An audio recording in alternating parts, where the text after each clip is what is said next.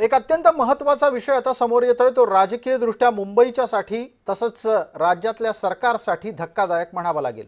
मुंबईमध्ये 10,000 विषयक माफ करा मुंबईमध्ये 2,000 कोटींचा घोटाळा झाला आहे आणि तो करणारा व्यक्ती एक शासकीय अधिकारी आहे असं म्हटलं गेलंय। अशोक खरातला लाजवेल इतका गंभीर स्वरूपातला IRS अधिकारी याचा प्रताप आहे। हा अधिकारी सचिन मोटे नावाचा आहे असे आरोप पडळकर यांनी केलेत। गोपीचंद पडळकर यांनी हे गंभीर आरोप करत असताना संबंधित व्यक्तीचे महिलांसोबत अश्लील व्हिडिओही असल्याचा दावा केलेला आहे।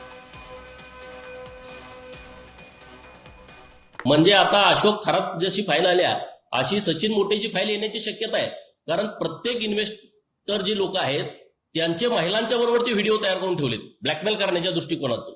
आणि ही सगळी वस्तुस्थिती आहे, ही वस्तुस्थिती आज ना उद्या सगळी समोर येणार आहे। तत्पूर्वी सरकारनं या सगळ्या बाबीमध्ये, कारण सीसी न देणं, जीएसटी न भरणं, रॉयल्टी न भरणं, कुठल्याही परवानग्या न घेता बिल्डिंगचं काम चालू करणं, लोकांचं बुकिंग घेणं परवानगी नसताना आणि बुकिंग घेऊन 4-4, 5-5 वर्ष झाल्याच्या नंतर सुद्धा त्यांना फ्लॅटचा ताबा न देणं, या संदर्भामध्ये मी काल सभागृहामध्ये मागणी केली होती की सरकारनं या सगळ्या विषयाचा विचार करून सुमोटो यांच्यावरती कारवाई करावी।